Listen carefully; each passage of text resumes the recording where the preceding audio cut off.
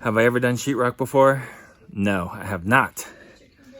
So let's see how it turns out. Hey, good morning guys. Welcome back to our off-grid cabin build here in North Idaho. It's time to start sheetrock in the kitchen. We want to try getting the kitchen out of the love loft and get it moved down here. Let me kind of walk you through and just show you the setup. It's about a 10 by 10 kitchen. So right here will go the refrigerator right here. Some of you had mentioned that it's a little close to the stove. I don't know, it's about 10 or 12 feet away from the stove and kind of over at an angle. So hopefully the stove will not have too big of an effect on it. There is a possibility on how we could fix that though, if we decide to in the future. We could extend this wall right here. It could extend out to the end of the refrigerator right here. And so this wall right here would then shield the heat from the stove from coming over to the side of the refrigerator. But that stove is pretty far away, so I'm not really concerned about that. Then we will have an 18-inch gap right here in between the refrigerator and the stove, or the range right here, 30-inch range. Then a 36-inch corner cabinet here, 36-inch kitchen sink cabinet here, and then I'm thinking another 36-inch corner cabinet here with then like a bar coming out here. Jules says she doesn't really want a bar, she wants an island, and so we'll see about that when the time comes. We're not going that far with this project yet. We don't have the electrical done in the cabin, and it's not going to be done anytime soon, most likely, probably not till sometime next year. So we're only sheetrocking walls where we can still have access to install the electrical and have it inspected. So we've got our boxes here, right? We've got our box for the refrigerator and a box for the range here, but we're not going to sheetrock the back side of this wall, which is Sarah's room. That way we have access to all of that and the inspector can check it once we do the installation of the wiring. Because of that, we're not going to actually sheetrock this wall right here. Just going to leave the plastic and insulation here. We're only putting up a temporary countertop that we can use for now. And then when it comes time to do the electrical, we can take that out, do the electrical, and put in the real cabinets that we're going to have in there again sometime next year. Here's some of the sheetrock that we've got right here. We've got standard sheetrock, and then we've also got the green sheetrock for the moisture areas. The kitchen is technically a moisture laden area, and so we're going to do this in green sheetrock, although it is opened up to the rest of the house, so it's not like it's its own separate kitchen. You want to do that green sheetrock in the bathroom, the kitchen, the laundry room, and like in a basement, right? If you're going to have finished walls in the basement. So we've got other sheetrock here. This is also going to be for the bathroom as well. So that's what we're going to be working on today. Let me show you outside here. It's wet, it's cold, snow's starting to melt. Let's get started. All right. We're looking at 43 inches wide here.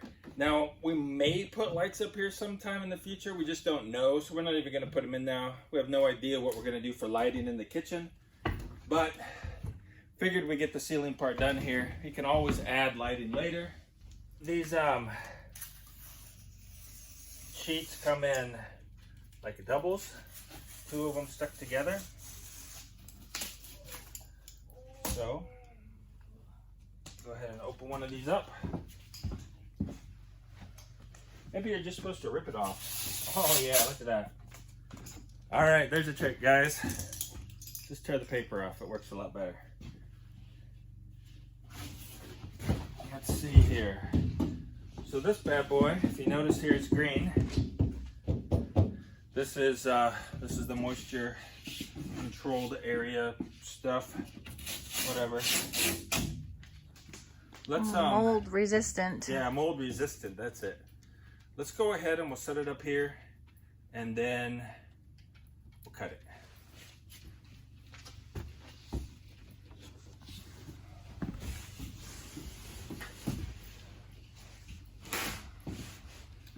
All right.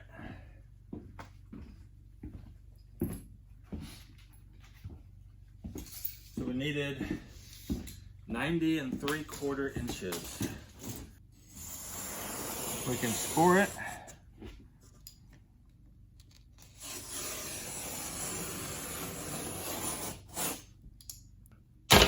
Oh, look at that, Jules. Good job. Huh. works, man. Nice. Then you're supposed to cut it from the back side, I think. But we got it on the table, so that's kind of a little difficult. Like have it stand up. Yeah.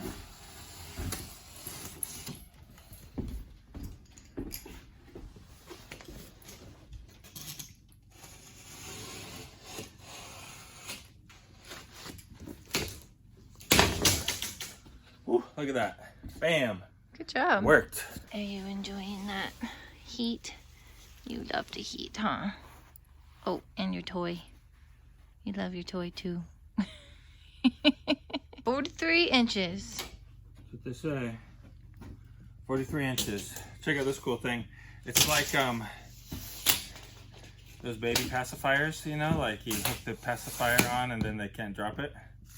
It's like that for a pencil. That came from one of our subscribers. Yeah, so kind. Thank you. I'm actually using it now because I keep losing pencils, and so I figured, hey, let's give it a try. Just clip it on my pocket, and we've got a pencil. All right, so I guess we'll score it the same way. Hold it down tight. I'll just slide it that way. Yeah, just slide it off here. Well, look at that. Beautiful. Yeah. I'll go hold the board. Okay.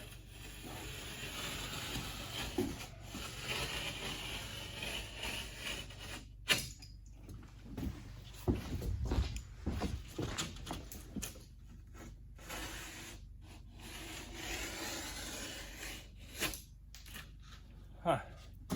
Cool, Nice. man. Look at that. Job. Beautiful. Straight. There we go. Alrighty. Are you above your head, Seth? Huh? Are you above your head? Yeah. Alright, guys. Okay. First sheetrock screw going in. Okay. Gotta put it up against the ceiling, Seth. All the way up. Go up and up. You gotta go higher on the ladder, bro. Alright, we're up. We're over. We're halfway on that stud there, Jules. Yep. Alright.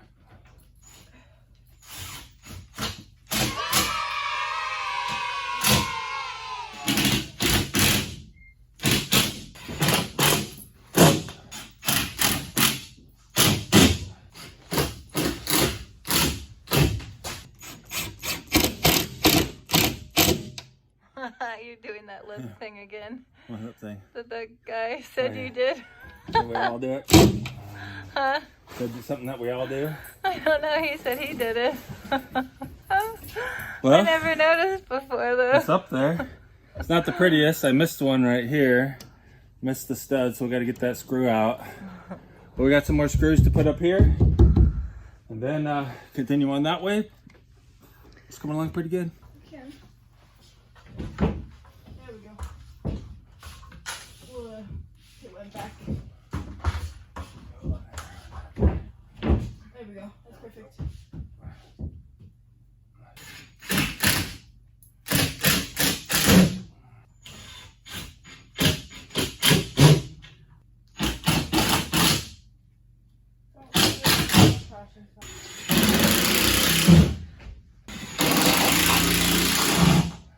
First sheetrock ceiling done in my lifetime. Jules, is that the first one you've ever done? Yeah. What do you think? I think it looks good. Yeah, it looks cool, man. Look at that. So a couple of things that I noticed or that I would have done differently the second time around. I would have thought about it ahead of time because see right here, we've got the nice finished edge along here, which is not necessary. We have the unfinished edge here because that will make this side easier, right? So this is the finished edge. So this seam, as we go down the hallway in the future, this seam right here can be done easily. So just for aesthetics, because who knows when we're gonna get the rest of the sheetrock done, right? We're just focusing on being able to move the kitchen from the love loft down here. It probably would have been better if we had a white line all the way across. I know, it doesn't really matter, but I would have done that differently. Also, I missed two screws. I missed a screw right here, and I missed one right there. And so because I switched them, you can see here the difference, right? You've got this indent here because this seam right here is factory made to butt together. And then down here, you don't have that seam. And so it would have just been better had we flipped this one around. It's up there and that's the way it is. I guess we could take it down, but I don't want to. What do you think, Joe? Leave it. Joe says leave it. All right, let's do the wall.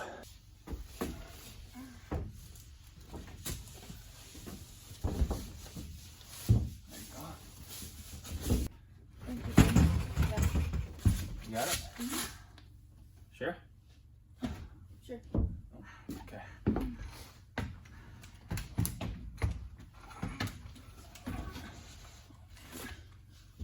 Okay, up. There you go.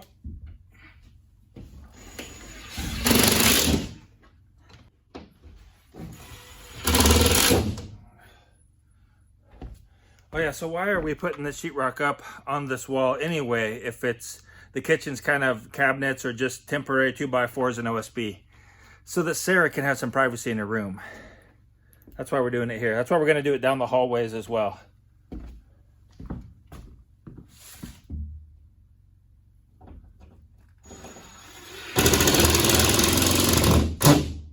We've got to mark out these boxes here. I know they make a really cool tool. You just put up the zip around it. We don't have one of those. So we're going to measure it and try to cut them out in advance and see if we can't get it to fit. It's going to be a harder way to do it, but I think it'll be a challenge to try to get it done. So what we did was we set this piece of sheetrock here up against the side here, and then we marked where the studs, where the boxes are on it. So we've got this mark right here. Okay. Then we measured down from here because it's going to go up against here. Measure down from there down to the box.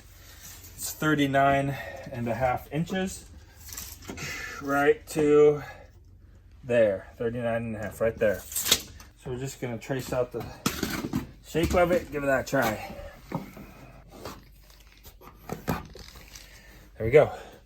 Give it a try. I got a cool knife. Check it out. Bam. I bet it's going to make a mess on the back side. We should do it the other way. Oh, you Because we can. already marked it out on this side. So we'll see. We'll find out. Learn by experience.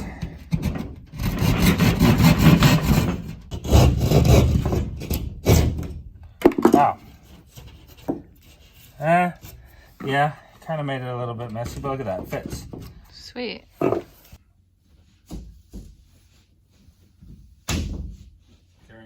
Whoa, hey, we're way off over here, man. I'm a whole... How in the world? It's not too far off. I cut on the wrong side of the line here. I messed it up big time. What do you guys think? Tape will fix this crack gap? Think tape will fix that gap right there? See, it goes down there.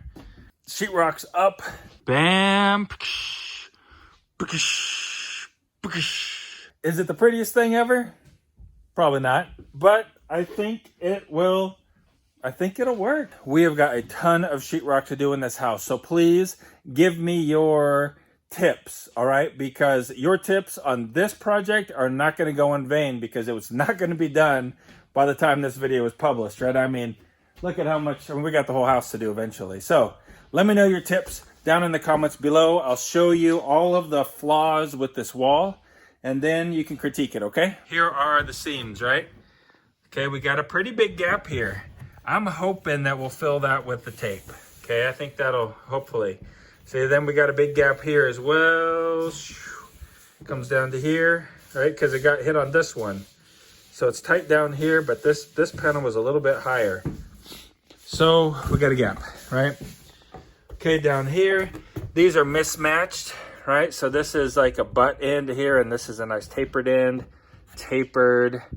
But yeah, so that's, I mean, that's not great, but I think the tape will cover it up. Here, right, kind of ugly. I cut it from the back side. Probably ought to cut it from the front side. But anyway, there's a box there. And one down here that I fixed because I cut it on the wrong side of the line.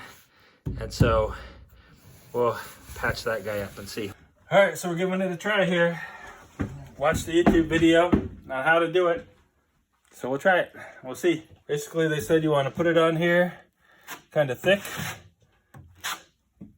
along the seam. We're going to do this seam here first, just because it looks kind of the easiest. About 5 inches wide, they said. That might not be quite 5 inches. Yeah. Okay.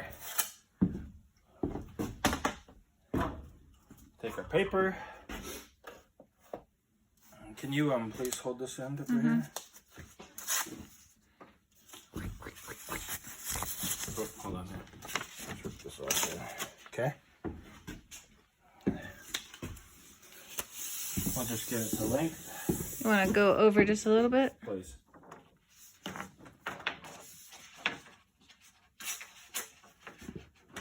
Okay. All right. Well, we'll go get it wet.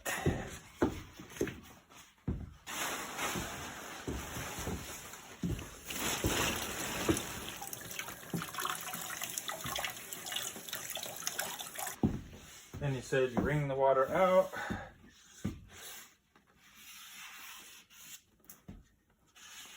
We'll try it both ways sometime here.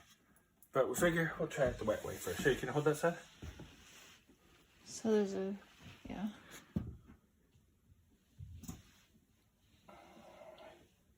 Yeah. Okay. Yep. Then take our knife, apparently start in the middle. Press it in there.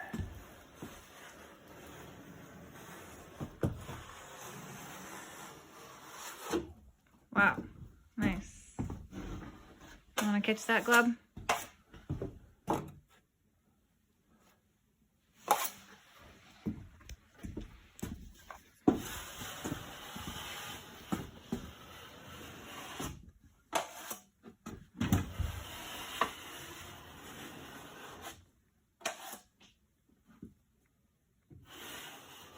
Wasn't that just the first step, and then you let that dry? Yep. Dry overnight, and then you do the second coating. At least according to the one guy we watched. He seemed pretty professional. Yeah.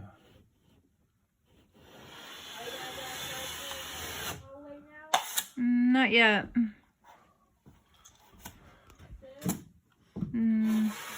Not today.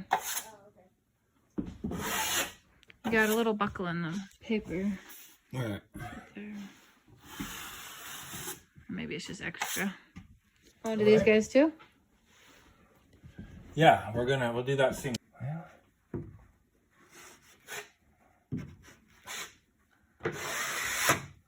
we'll do the screws first, huh?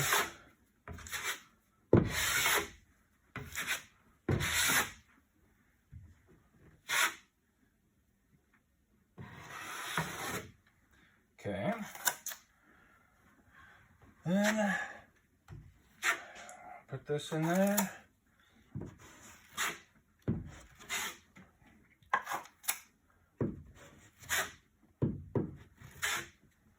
Pretty cool.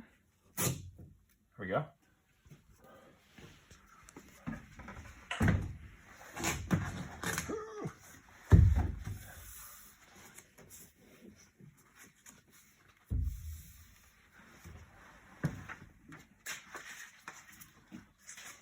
First coat is on. I don't know how it's going to turn out. I guess the test will be tomorrow if the paper peels right off or not. If you want to see more about what's going on here on our homestead, there's a video right over there that you'd probably like to go ahead and check out. Otherwise, I hope you guys have a really great day. Keep smiling, and I'll see you right over there in that video in just a second.